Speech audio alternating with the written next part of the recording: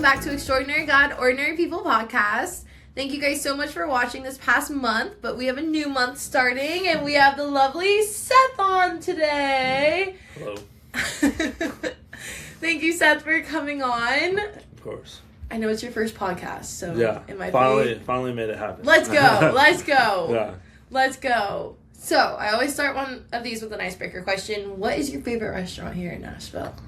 I think I might get some hate for this, but Cookout.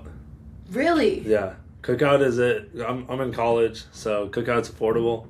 And I know, like, what I get every time, so I know what it's going to be, like, price-wise. So, like, I usually tell the guy, like, my total before he tells me my total. That's hilarious. Yeah. Do they know you by name now?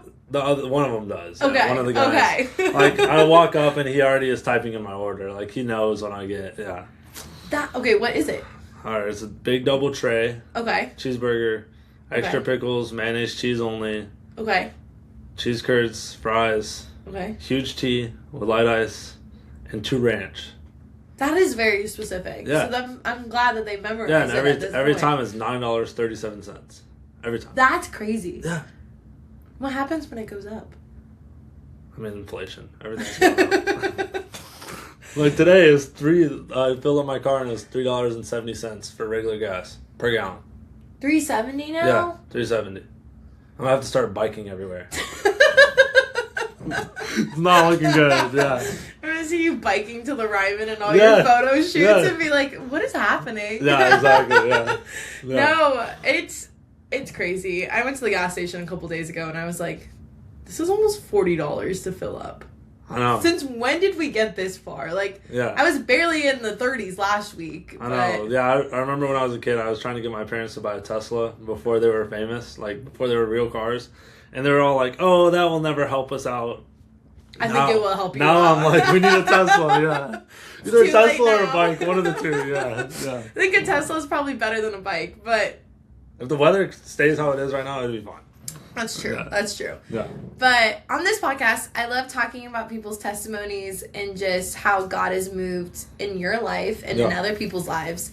So can you tell me kind of how did you come to the Lord? Was it family or later on in life? Yeah. So as a kid, I was kind of raised in the church. My mom would take me to church.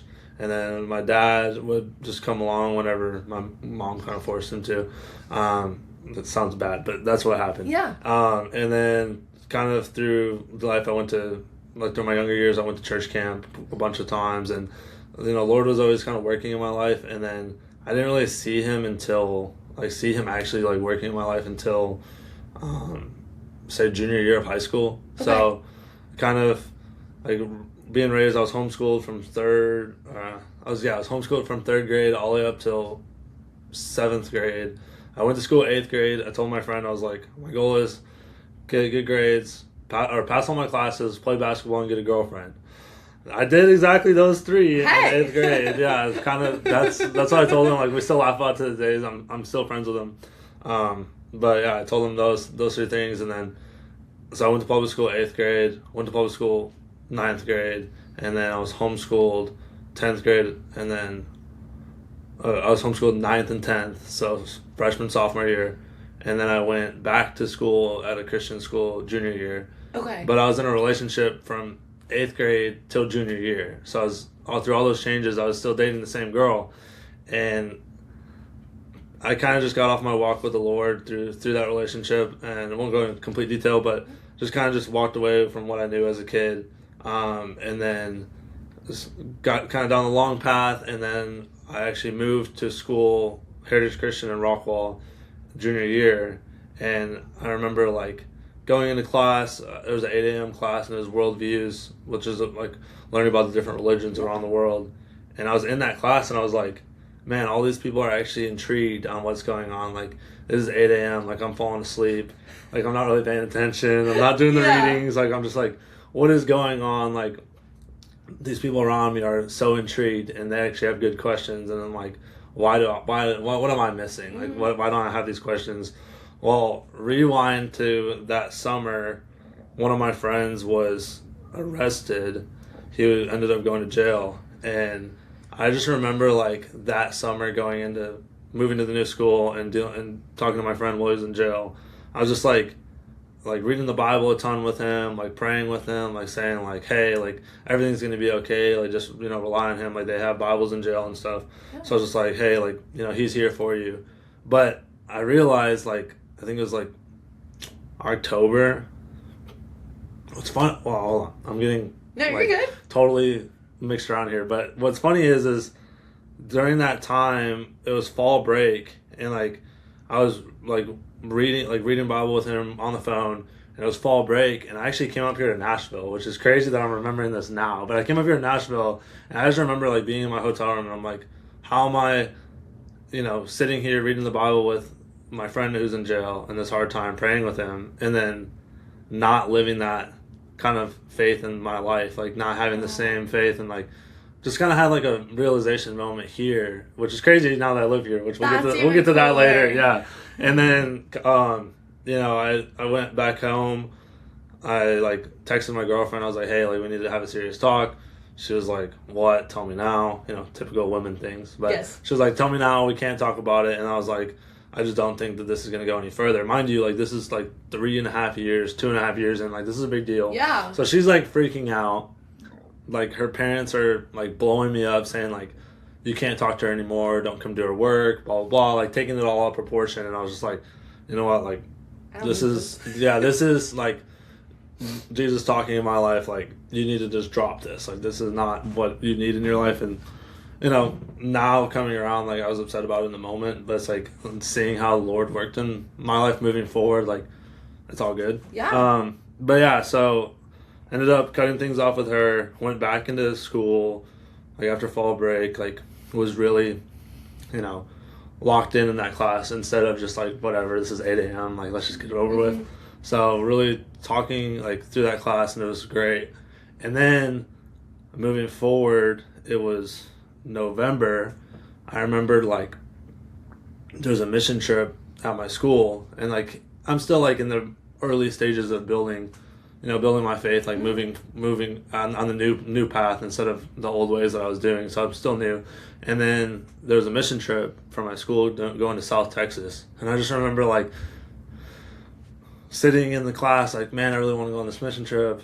But it was like $300. And I was like, I can't really afford it. My parents can't really afford it. Mind you, during this time in my like high school, my parents were in the early stage of getting a divorce during this year, so it's like we don't have the money. Like my mom is very like budget friendly, like very like frugal, like she eats peanuts for dinner like every night. It's kind of weird, but it's healthy, I guess. Hey. And my dad is like, let's go out and have a good time, let's go and get dinner or whatever. And he works hard, so it's all good. And then so like during that time I was just praying about it, and I was like, hey, like if you want me to go on this mission trip, like go make it happen, kind of thing.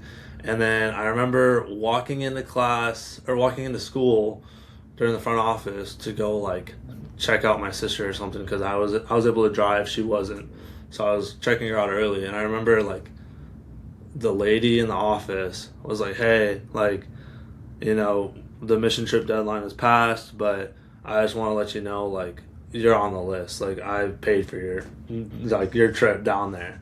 So the lady in the office, which her name is Miss Green, like I found out that she ended up paying for it, like out of her own pocket for me to go down there. And like super cool. So I was praying about it, and I was like, okay, like Lord was talking to me through the whole my friend in jail situation, through the whole breakup nonsense, and then now I'm like, okay, something crazy is happening. Yeah. So I ended up going on the mission trip down to South Texas, and like it was crazy. It was super cool. And then another moment that happened over there was like we were on the border of Mexico, and I don't speak Spanish at all. Like I know hola, como estás, up to 20, where's maybe. Yeah, up to 20 maybe, like number wise. So I'm just like, I don't know. And then I remember being down there, and like they were like, okay, we're gonna do this market thing with Buckner International, which is like a huge company. Okay. And we're gonna do like this market thing, and you're gonna have to speak Spanish. And I was like, oh, like okay, I guess I'm gonna speak Spanish. Yeah. Well, also the problem is like I was born with like a kind of like a stutter, like a speech impediment, which you probably haven't noticed because I'm like it doesn't come out when I'm comfortable around people, but like when I talk on the phone, it's really bad, and like when I'm like nervous, or I don't know, when I'm in front of people, like speaking in front of people, it comes out a little bit. So that I was praying about that. I'm like stressing. Yeah. And I remember like we were in this little like retreat thing, and I was just sitting out in the rain, like underneath the pavilion praying, and I was just like, you know what, like you obviously want me here, like, you know, use your words through me. Like, I don't know Spanish at all, like, but it's gonna end up working. And then it ended up being perfect. Like, we went to the market, and I was just like fluently speaking Spanish. Like, I have no idea where it came from. Like, they gave me like these little like note cards and like knew what I was supposed to say. And I just remember like talking with these people and like seeing like their expressions and everything. And I was like, this is awesome. Like, I don't know Spanish, but I don't know really what they're saying back to me. But like, obviously I'm helping them out. So it's really cool. That's insane. Yeah. So that happened. And then trying to figure out where to go from there. So, okay, fast forward like that whole year. And then kind of was just like going to youth group, like really reading the Bible. Like, I had worldviews that year.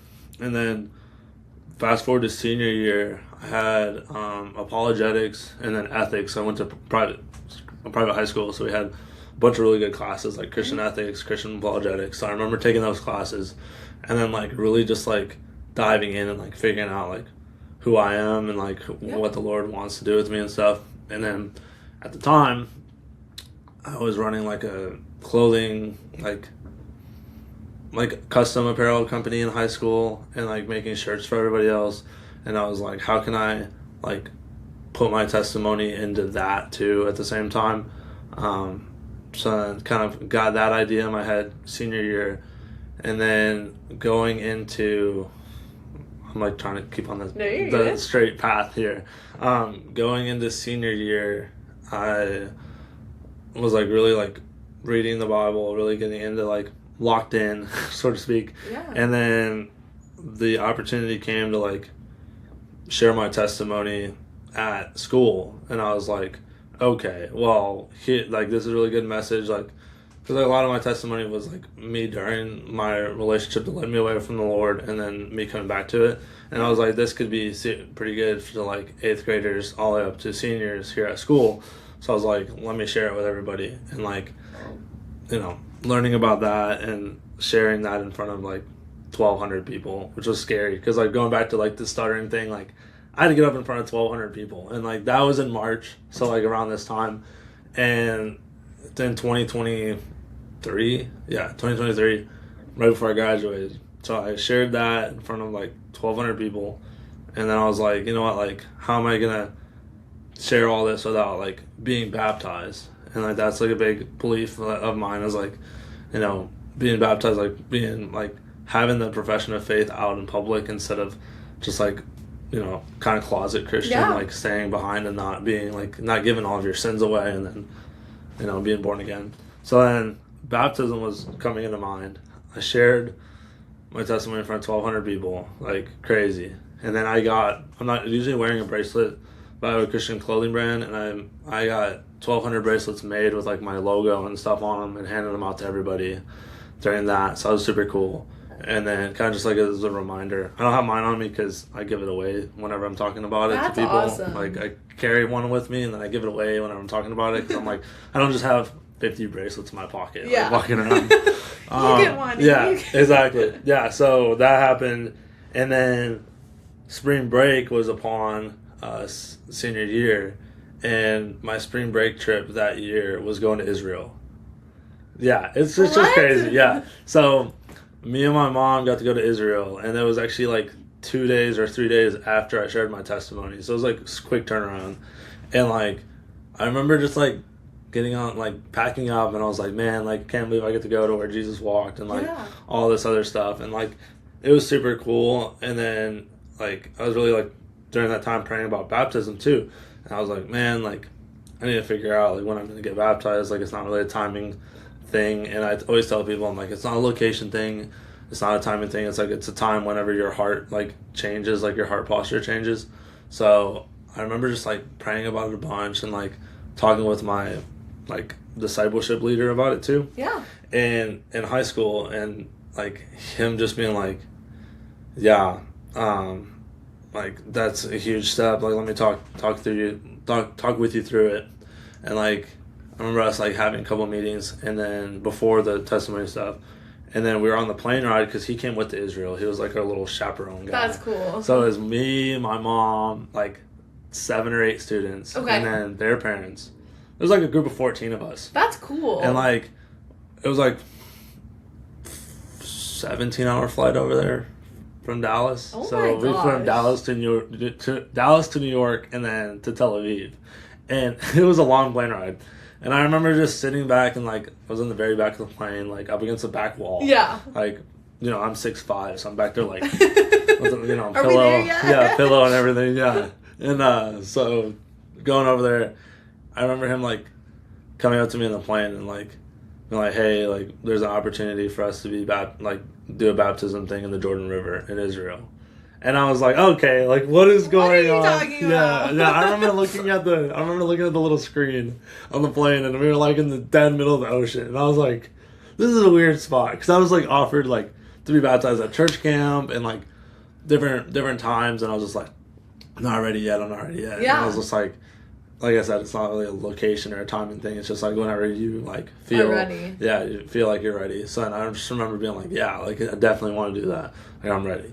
And then we like landed in Tel Aviv, and I was like, couldn't read anything. Like I seen a McDonald's in the airport, and I was like, yes, let's go. Went to go get a McDonald's, yeah, in Israel. And then I remember like 2 days later we were there, and then we were supposed to get baptized there on the 3rd day, and then we ended up having to reschedule it because of rain. So it was actually the 2nd day. So like we landed super jet lagged, and then got off the plane, took a nap, and then woke up, we were on the bus to the Jordan River. Like, I was like, okay, this is going too quick now. Wow. Yeah, and then my mom was there too, and she, like, wanted to be rebaptized. And, like, I know some people are, like, kind of iffy on being rebaptized, but she wanted to be, like, baptized too. So that's super cool. Me and my mom were both baptized, like, not at the same time, but, like, minutes apart in the Jordan River, that's which is awesome. super cool. Yeah.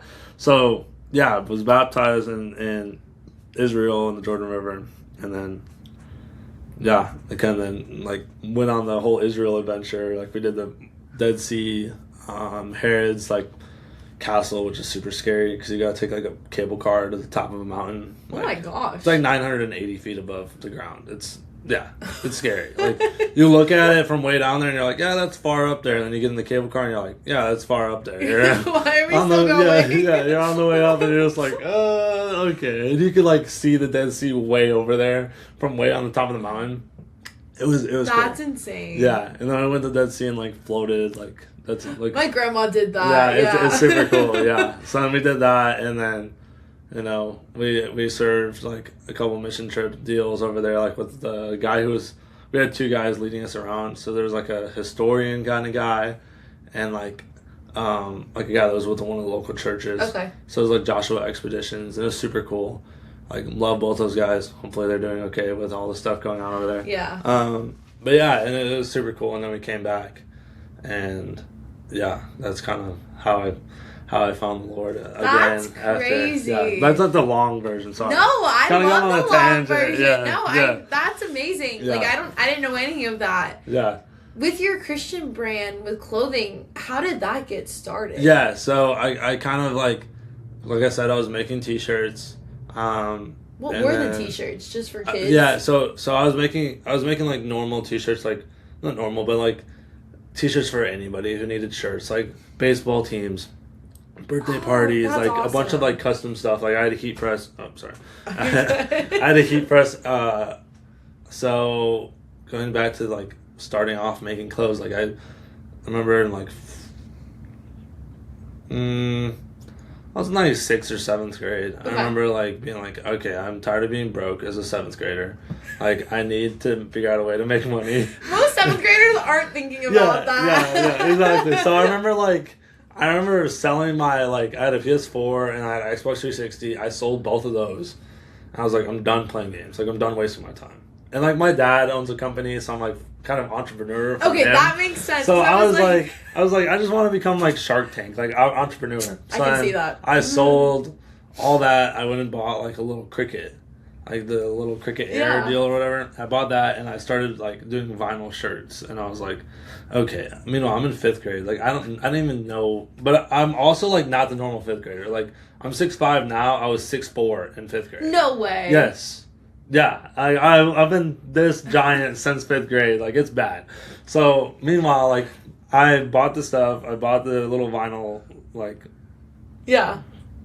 pieces or paper or whatever, and started making shirts. And I was just like, I don't really know what I'm doing, but like this is fun. Like I get to make my own like little designs. I get to put them on shirts. I was also playing basketball, so I was like making like when Kobe Bryant passed away, I made like a Kobe Bryant t-shirt. When whatever happened, like I'd make a shirt. Like I'd design it up on Illustrator, my 5th grade Illustrator mind or whatever. I just build it and then print it. And all of a sudden, do you still have some of these? They're probably somewhere. My mom probably. There's like an archive.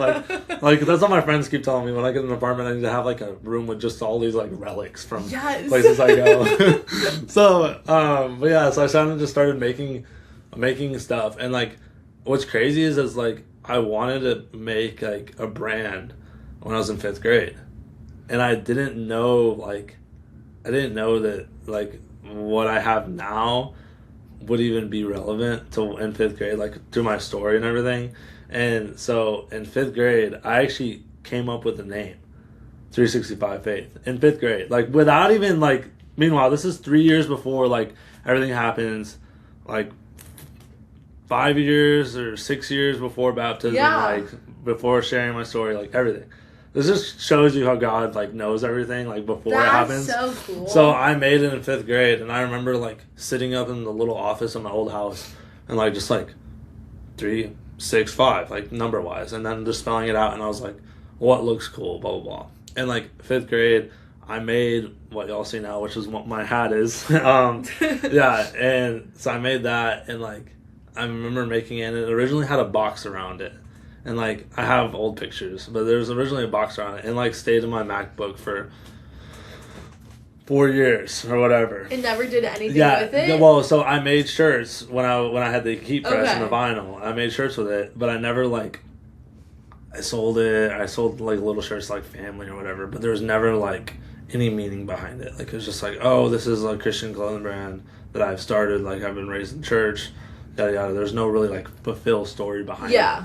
And then, like, fast forward to junior or senior year, like, I made more shirts, and it still had the box around it, which was just like a thick lined box. It was really weird with no fill. Like, it was just that in the middle, and I was like, this is it. Like, this is cool. And then I eventually deleted the box, so I was like, this is way better. 11-year-old me knew nothing. Yeah. So, but it's cool because it, like, came around, like the whole brand message is, like, have faith all day, every day. And, like, that's what, that isn't what I was doing in 8th grade, and, like, it is what I'm doing, like, what I was doing during that time, and still now. Which we'll get to in a minute. There's kind of a leeway to that. And then so I kind of just started the brand, and then kind of was pushing it senior year, and then started making hats, started making more shirts, and then went off to school freshman year. So this is getting into like second part. Went off to school freshman year in Florida. And it was a Christian University, Palm Beach Atlantic. Loved it down there. It was West Palm Beach. Like, my dorm was 10 minutes from the beach. Like, I was never at class. It's so pretty. Like, I would go to class in swim trunks, and then I'd go straight to the beach. That's awesome. So I brought the brand down there. Did like some pop-up events at PBA. It's like seeing success, but there's always like something missing. Like I'd seen the success. I did like $1,500 or $1,600 in the first week. Like, it was really good. And then, but there's always just like something missing behind it. Like, I'm still kind of trying to find that too. But there's something missing. Like, it would do really good, and then I'd get busy with school, or I'd get busy with work, and then I'd just kind of have it on the back burner. And then, come around, I'd come up with new designs, because I would design everything on my own. That's cool. Besides, now I have my friend in West Palm Beach. His name's Chad Washington. He helps me design a bunch of stuff. So it's like, I have an idea, and then I send it to him, and I'm like, this is what I'm thinking. He's just better at, like, Illustrator and stuff. Which he doesn't even use Illustrator. I don't know what the website is, but all of his stuff looks good. He's like a sports guy. Hey. But yeah, so moved over there, did that, and then kind of and then it just keeps going, and I still have it now, and it's on the back burner right now. I'm trying to get it fired up again. Eventually it'll happen, but I'm in school and it's just super busy. So okay. Yeah. Tell me if I'm wrong. Ike said that some country artist bought something. Yes. From you? Okay. Yeah. So that's like, yeah, that's super cool. He didn't buy anything from me, but recently, so over the summer, I'm trying to figure out how to connect this. Good. So I do photography and country music photography just like Ike does. Mm-hmm. So that's why I was doing in Texas for a long time. And there's a podcast out there called Point of View Podcast by Travis Fuentes, which he's a content creator down in South Texas, in Del Rio. I've never met him personally, but all of his stuff's super good. Anyway, so he has this podcast, which is actually where I found Ike at. No It was way. on this podcast, yeah. Ike was on this podcast? Yes, Ike was on the podcast, like, via, he was here, Travis was there, or something. How do I... Yes. I don't know what that means. So Ike was on there, and I actually, like, I obviously have seen his work before, and, like, when I was moving up to Nashville, I was like, let me connect with this guy. Like, he's the professional, and, like, I never thought that I'd be, like, good friends with him, and, like, it's super cool now, and, like, I appreciate everything, all the advice that Ike has. But yeah, so I met him on that podcast, and I also met Trevor Lamb. Okay. Which is Motion Theory Media, which he was working for Co-Etzel. He still does some stuff for him now. He's gone through like a career change too, so I don't really know where he's at now, but love the guy. He's super cool. So I reached out to him and I was like, hey man, like I listened to your podcast on Point of View, and like I heard that you mentioned your faith and how like God has really played a role in your life going through everything you've gone through and then getting the role you have now. Like I would love to send you some hats and some shirts and whatever else. Yeah. And he was like, yeah man, like that'd be super cool, send me some stuff. And I was like, okay, perfect. So I got it all together, I packaged it all up, I sent it to him. And then he was like because he was Co-Etzel's like main media guy. That's so like cool. he was wearing like 365 Faith black hat with like white letters all over the place. Like I seen pictures of him in like, I think the coolest area was like Yankee Stadium or Fenway or something with the hat on. Like that's so cool. Yeah, it was super cool. Yeah, and like he went to like bunch of different festivals and he was wearing it, and like a bunch of people were asking him, and like started getting more followers, and like followers are great, but like I'm more like connecting with people. Yeah. And so then I kept sending him new stuff, like sending him some hats and some shirts. And then that was when I first moved up here to Nashville. I kind of got that going. And then I remember him texting me, and he was like, hey man, like I just want to let you know, like we just got on the jet to go to wherever they were going, and he had like 4 of the hats with him on the private jet. Yeah. And like he travels with Co and like the band or whatever. Okay. And he was like, yeah, I was walking on, and like Co seen me carrying a bunch of hats and like asked me like what the brand was, and like wanted to like see one or whatever. And I was like freaking out reading this. Like I'm over there like holding my phone, I'm like shaking, I'm like, what is happening? And then he was like, yeah, like he really likes how they feel. Like he grabbed 2 of them, and I was like, okay, like this is cool. And then I remember like him telling me that, and then it was like, I think it was like June of this year. There's a big country music festival called Headwaters Country Jam. It's in Montana. Okay. And he was headlining that, and like it was like one of the first shows of the summer for Co. And like he went out there. I seen him on Headwaters Country Jam, and I seen like this like cream hat, and I was like, okay, like what is going on? And then Trevor sends me a video, and it's like, I don't know, 15, 17,000 people. And then it zooms in on Co, and he's wearing the hat on stage, and I was like, this is crazy. That's so cool. I was like, this is pretty cool, yeah. And then like, of course, like had to use that on social media and stuff. Like Trevor gave me permission, and so he sent me some photos of that happening. And then he was like, man, he really loves to feel like he really likes it. Let's see what we can design moving forward.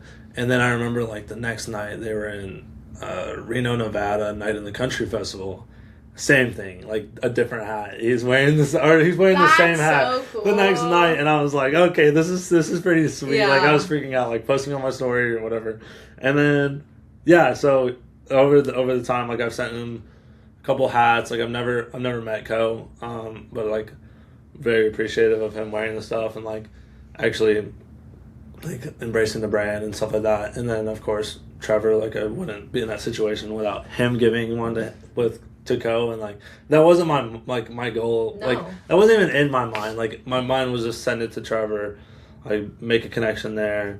Like it's cool hearing how God has worked in his life and like wanting him to wear some stuff out on the road, and like it's just cool how that kind of developed to the next level. Awesome. And yeah, so and then now like I know I've sent some stuff to like Josh Malloy and like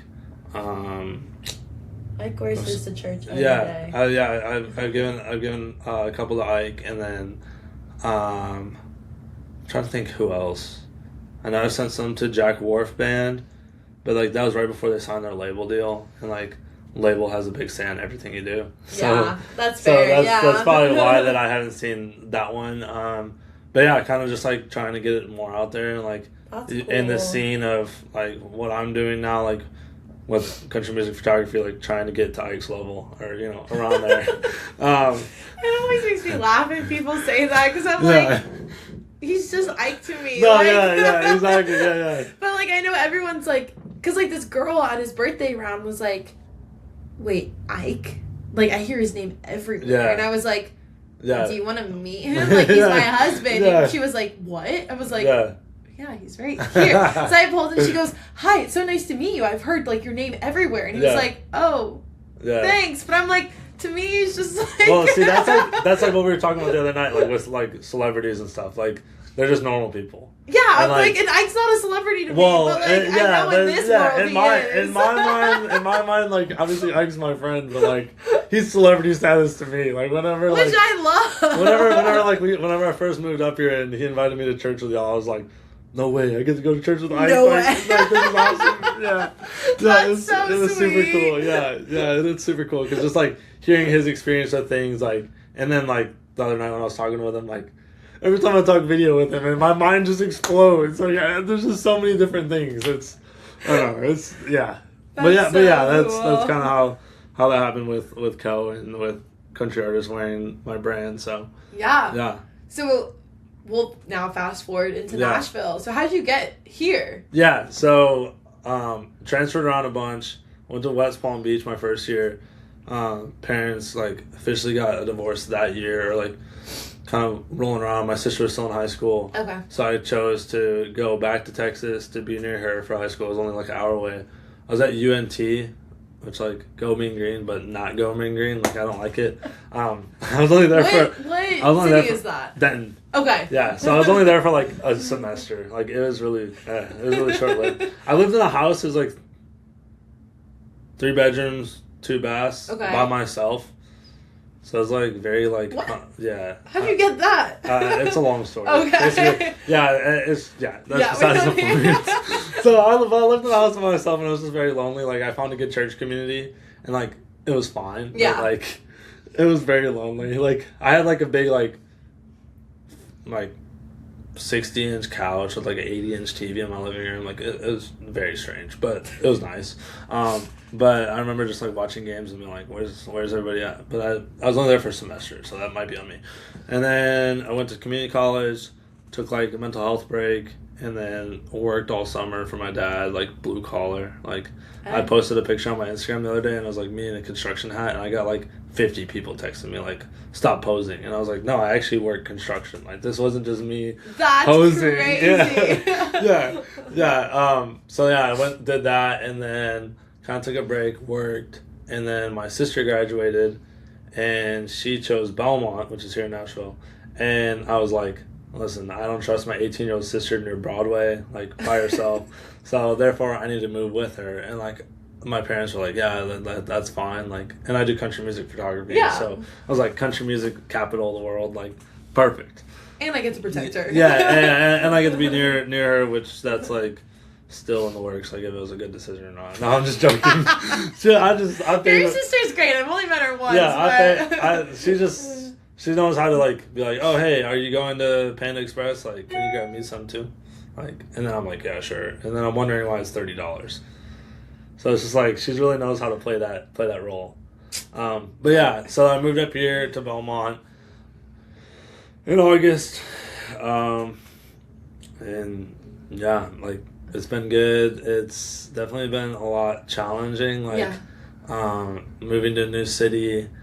Well, that's not really the problem. I've moved around enough. I know how to adapt to the city. But like finding like solid people to be around and like, so in September I turned 21. Yeah, it's all fun and games until until your wallet starts screaming at you. Yeah, until a wallet starts screaming at me. So that's been like a big struggle like recently. Like it was all, we're kind of at like the peak of the podcast. I feel like this is where the downhill moment comes. But like, no, it's okay. Like the top of the roller coaster. No, like the scariest part. No, and then moved up here, and then turned 21. Kind of just went out on my own another time, like away from kind of like the like Christian path I would fear, and like spent too many nights out on Midtown or too many nights on Broadway, or like just like figuring like kind of like living freely in a way, but like freely to like what the world thinks and not freely to what Jesus would think, or freely to what the path like of a true Christian would be. Yeah. So I kind of got carried away with that. First semester, like, was kind of just like doing whatever. Like, I didn't have a job. My mom would send me like $50 a week, and like I'd be like, okay, sweet, that's Friday night covered, like, or Saturday night covered, and I'd be out too late, and then I would not go to church Sunday. I wasn't like in a Bible study or anything. Mm-hmm.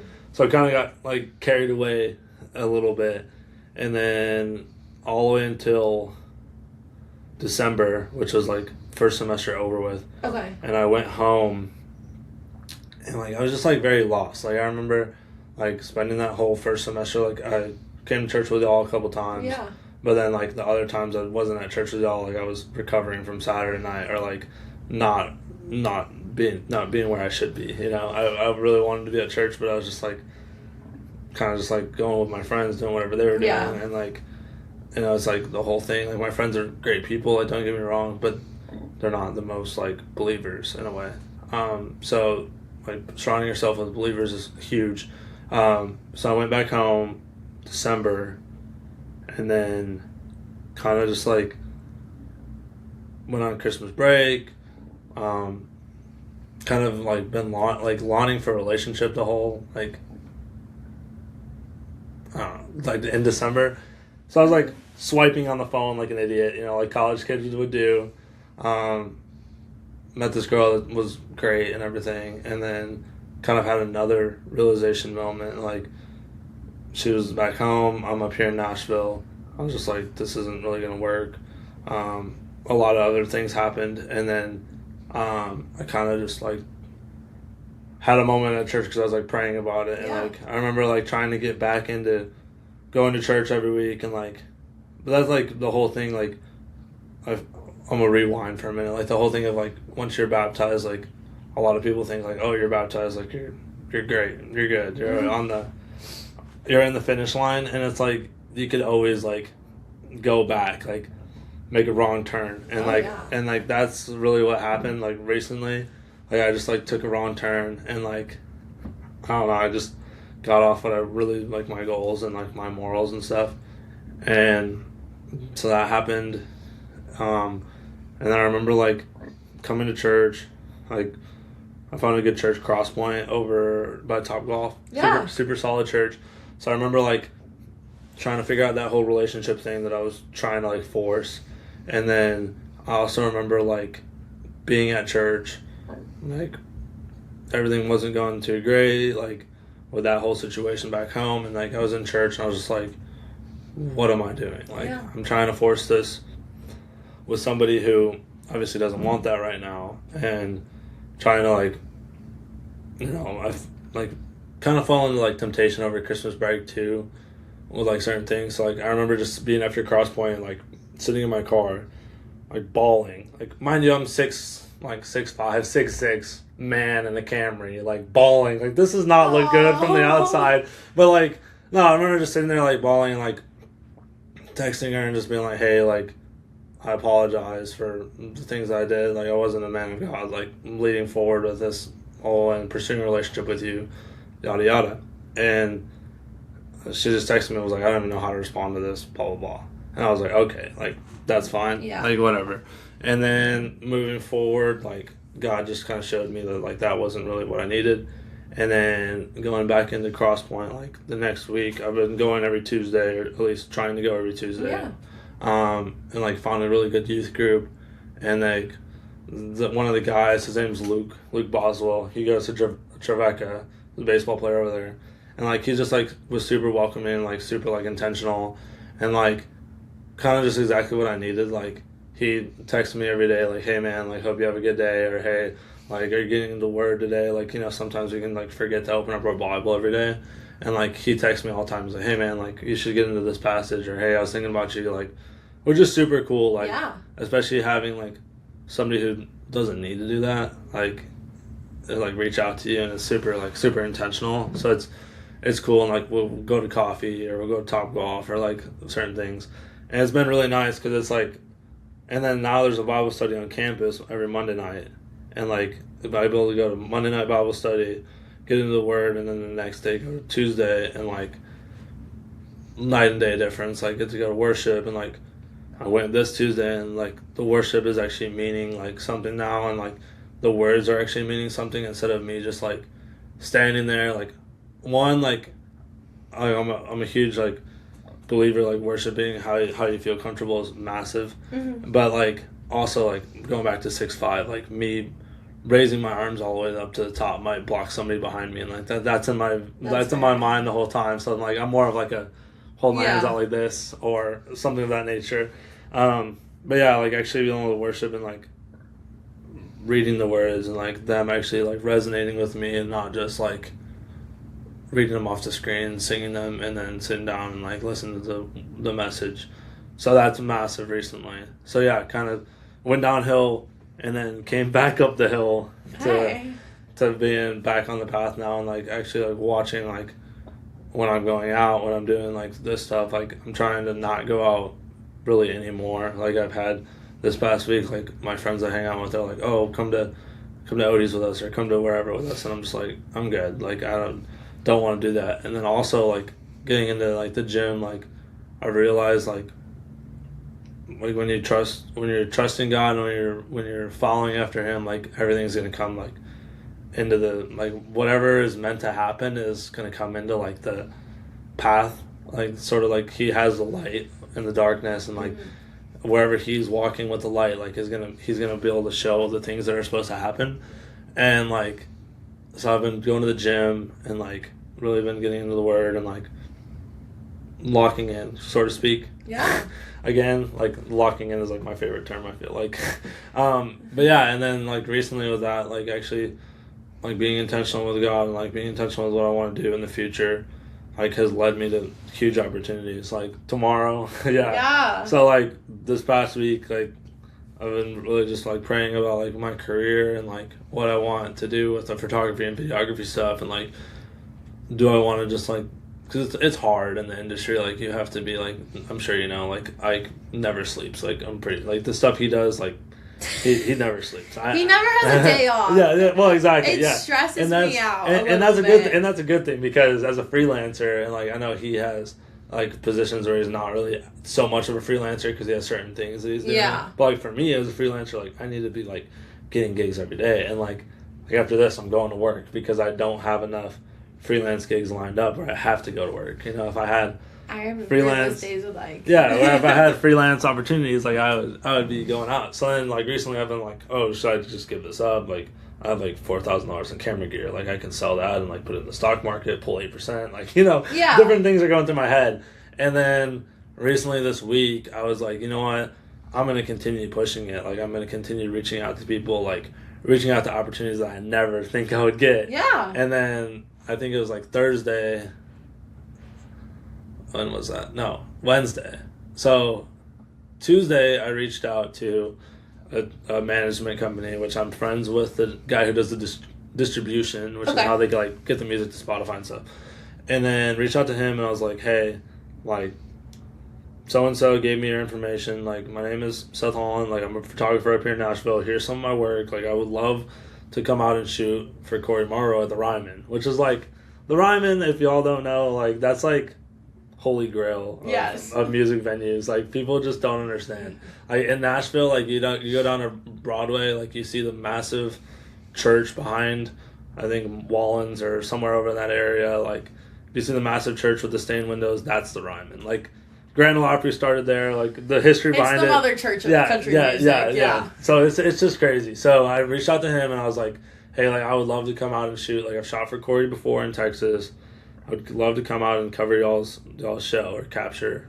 I don't like the term shoot because it's like, I don't want to shoot somebody. Like, I'd rather capture it. So I just like word things differently. Hey. I know everybody's different, but so I emailed him, and then I was like praying about it. And then Wednesday, I was in work, and I get a ding from my Gmail, and I open it up, and they're like, hey, sorry for the super last minute response, but like, we have a media pass for you. Like, you can come out and shoot on Saturday.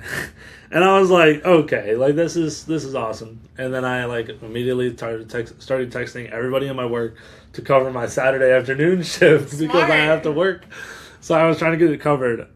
And then, so it's crazy. Like, once, but I'm gonna rewind as well. It's like, I feel like if I kept on the path that I was on before Christmas break, like, I would be giving up, and I'd be like not shooting the Ryman tomorrow, or like or like just giving up and like giving in to more temptations and like being out with my friends, or like not really seeing the future and like stuff like that. And like, and especially in the industry, it's hard to like not go out and like not network and stuff, because that's like a big part of it. But then it's like sticking true to your morals when you're out doing that is like a huge deal as well. So, but yeah, so it's like I was really leaning back on what he wants in my life, and like there's a reason why I'm in Nashville. Like, I hopped around from Florida to Texas again, to back to Tennessee, like basically world traveler in the United States. So yeah, it's kind of like really just leaning into what he wants and like what God like has in store for me, and like I'm really like beyond stressed for tomorrow. Like, tonight I tonight I probably won't sleep. Like, it's like Christmas for me. Like, you know, Christmas like as a kid, like, oh, you're looking around the stairs, like looking at the tree, like that's how I am for tomorrow. So it's gonna be good. But yeah, so that's kind of how you ever need advice from Ike? Oh, trust me. About that stuff? Yeah. That's what I was asking the other night, like asking him, and then I met Will the other night. Yeah, we love Will. Yeah, so I met Will, and I was asking him, and like I have a bunch of friends throughout the industry. Like, I don't know if you listen to Lindsay Sterling at all. Yeah, I don't know. So I'm friends with her main photographer also. Okay. He lives up here in Nashville. So I like texted him right away. I was like, okay, I know you've been to that venue. Like, what would you do? And he's like, just treat it like any other room. Like, you'll be fine. So it's super cool, like having those people in my circle as well. But yeah, that's kind of how I got to Nashville. And that's so it's cool. A little tangent. Yeah. No. Yeah. I think the hardest part I've noticed is the industry and the going out, and you're always in a bar. And I've talked to artists even about this on this podcast, about they've even wondered, like, how do you stay true and how do you? And the one girl was like, you just try and be the kindest person in the room. Exactly. And show who you are, and there's nothing wrong with drinking, and that's something that I've struggled with in the past. Yeah. It's to the point of drunkenness and other things. Yeah. But I always have struggled in the past. Like, when I turned 21, I went to ASU. Yeah. So, like, I would just, you and like, I were at ASU. Yeah. So I would just like to say, like, you're not alone in your story or anywhere like that. But I feel like that's also, like, a good added part to my testimony. Like, once you're baptized, like, you're not just in like the go ahead clear zone. Like, you have to keep working on your faith. Like, it's never something that's just like, oh, you're finished, here's a ribbon. Like, you get to go it's a marathon. Until God comes back or we die, we're not done. Exactly. Exactly. And that's something that I struggle with too, is like running the marathon. Like, all right, let's keep going. Let's keep, it's not a sprint. Like, you got to kind of be on. And just you keep never on the know pace. what he's going to throw at you. Like, Yeah. There's things in our life that came this month that were like, okay. Yeah. I guess we have to trust you. Like, there's no other words that we can say other than we trust you. Because exactly. we don't understand how this happened or what's happening. But at the end of the day, we can either not trust and go our own way, or we can trust. And here's the thing. We're imperfect people. Yeah. That's what I always have to remind people, is that just because you slip back a little doesn't mean that you're less than someone. Doesn't mean that you're worse than someone. Doesn't mean that someone who didn't do that is better than you. We are all sinful people, and all sin is honestly all the same. Yeah. In a weird way, it is. Like, God looks at it all the same way. Mm. Yeah, and that's the thing too, is like, speaking of like trusting him, like I've been struggling with, do I stay at Belmont, or do I stay in Belmont, or do I just live in Nashville and like do the photography thing? And like, I've been offered, I was telling Ike, like I've been offered 2 road gigs in the past month, and like that's my dream job, like being on the road as a photographer, like going out capturing every night, editing it, sending it over, like, and then going to another place the next day. Like that's your dream. That's so cool. Like that's really what I want to do. But then at the same time, is like, maybe there's like, obviously there's a reason that God has me at Belmont. There's a reason why he's giving me the like 4th opportunity to get a college education. So it's like, I really just need to stick through and just trust him in that, and like know that those opportunities are going to keep flowing in later. And like I was talking to Will, and he was like, dude, you have 2 years, like 2 more years at Belmont. You have 2 years to really hone in on your craft and then get out there and kill it. Like, you know, so it's definitely hard, but like at the same time, you just have to trust in him and see like he's gonna, you know, guide all your paths straight in a way. Yeah. You're never gonna miss an opportunity. Exactly. Yeah. It's so weird, but like you may say no to one thing, but then something else comes along. Yeah. And you're just like, wait. Yeah. And I couldn't do this if I was on the road. Yeah, and that's like the struggle, like right now, like with my job, like love my job, hate my job. It's a love-hate relationship. Like, I love everybody. Love-hate jobs. love everybody there. Just like there's a lot of things that come up, and I'm like, oh, I'm working. Like I can't be there. But like that's the struggle right now. Is like, do I just continue trusting in God and having that job as a little safety net, or like put in my 2 weeks and be like, okay, when I'm not at school, I'm gonna be doing photo shoots. I'm gonna be doing video shoots. I'm gonna be doing whatever. So that's something I'm struggling right now. I'm definitely praying about. So, but yeah. So that's cool. So I got up to Nashville and a little bit more. Yeah, no. Yeah. If anyone was to hear your story, and what would you give them advice on? Like, what would you say? Yeah. Not change, because your story is who you are, and God created it that way. But what advice would you give someone? I think my main advice would be like, just keep trusting in Him, like through everything. I've been through probably more in the past 4 years than most people. Like transferred around 5 different schools. Almost died in a boating accident in the summer, which I didn't add. What? Yeah. And then moved up to another city, and went through parents' divorce and everything. So I think just like trusting in Him, like through everything, and like when you feel like you're alone, like you're not alone. And like that sounds cliche because a lot of people say it, but like it's true. Like more people are either with you and struggling with the same thing, or in the same boat as you. So it's like you just keep trusting in Him all together, and like He knows what's gonna happen before you know what's gonna happen. And like that's my big number one belief is like He knows, like He knows what time I'm gonna be at work today, and He knows what time I'm gonna get off, and He knows how much money I'm gonna sell today, which hopefully it's a lot because my bonuses have been good. Yeah. But yeah, just trusting in Him through everything is like I think my main advice. Like even if, like you said, like if you lose sight on Him, like He's always looking at you. Like even if you might not always be like looking at Him, so or understand why it happened. Yeah, exactly. So yeah, I think that's my advice. That's awesome. Yeah. Well, thank you so much for coming on this podcast. Thanks for. I know we've been trying to make it happen for a long time. But we did it. Yeah. Thanks for asking me. And definitely looking forward to seeing it out there. Yeah, you're welcome. Yeah. Well, if you guys have any inquiries about coming on the podcast, please let me know either in our email, or we do have a website now. And I hope you guys have a great rest of your day. Bye, guys.